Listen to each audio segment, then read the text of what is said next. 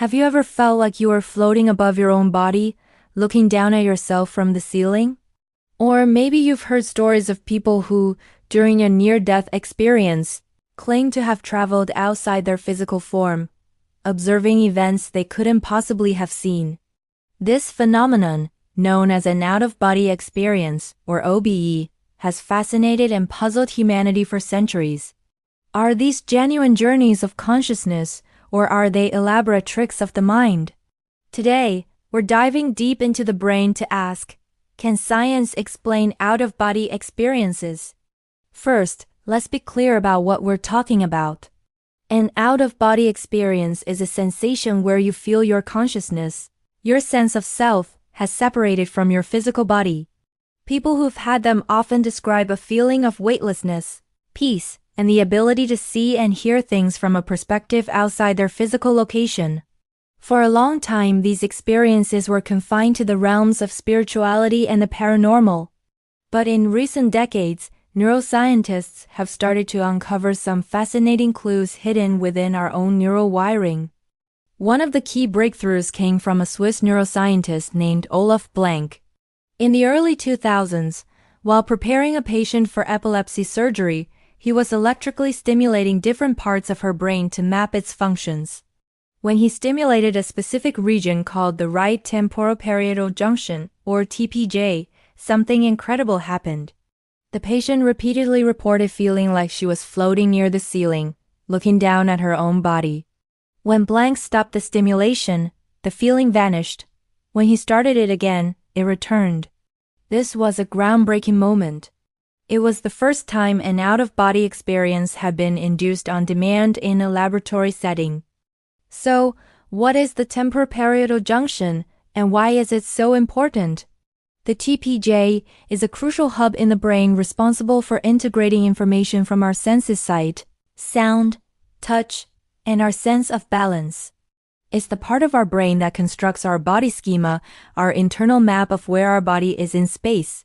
It's constantly working to create a unified, coherent sense of self that is located right here inside our physical form.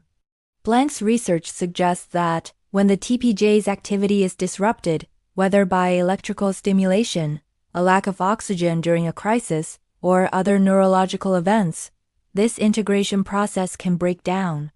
The brain gets confused. It struggles to match up the self with the body. The result?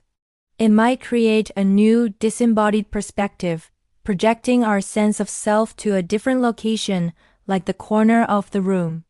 It's not that your soul is actually leaving your body, but rather that your brain is generating a powerful illusion that it has.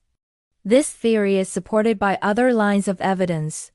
Studies using virtual reality have shown that it's surprisingly easy to trick our brains about where our self is located.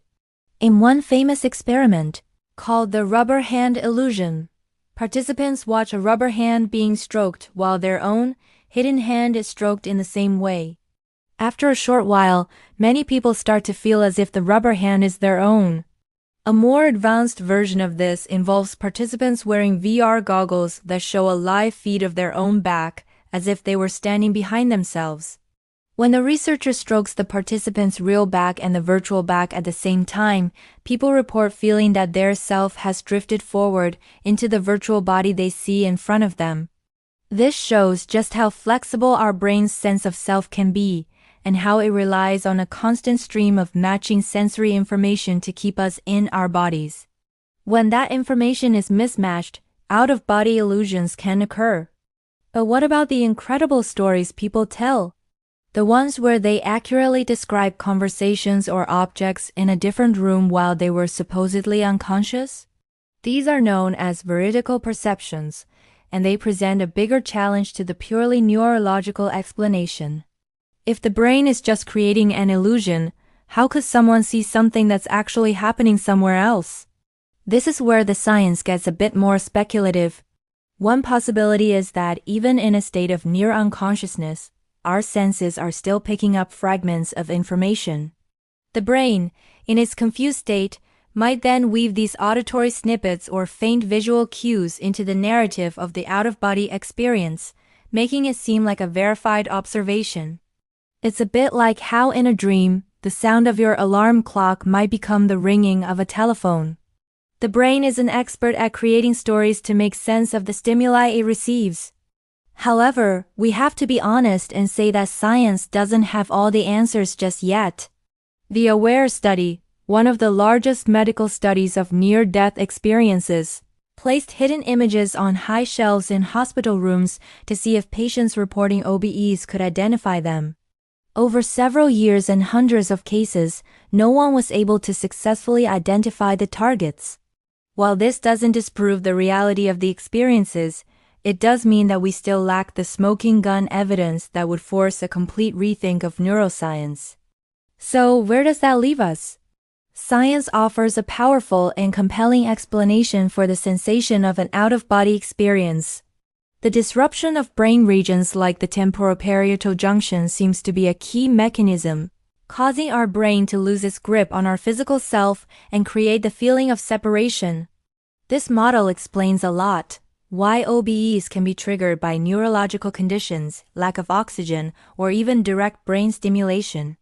It aligns with what we know about how the brain constructs our entire sense of reality. But does it explain everything? The subjective richness of these experiences and the occasional unverified claims of veridical perception show that there are still mysteries to explore. Ultimately, understanding out-of-body experiences isn't about dismissing them as just in your head. Everything we experience is, in a way, in our head. These phenomena reveal the incredible, and sometimes fragile, processes our brains use to create our sense of self and our world. Whether they are spiritual journeys or complex neural illusions, they remind us that our own consciousness is perhaps the greatest mystery of all. Thank you so much for joining me on this deep dive into the mind. What are your thoughts on this topic? Have you ever had an experience like this? Let me know in the comments below. And if you enjoyed this video and want to explore more mysteries of science and the brain, be sure to hit that like button and subscribe for more content. See you next time.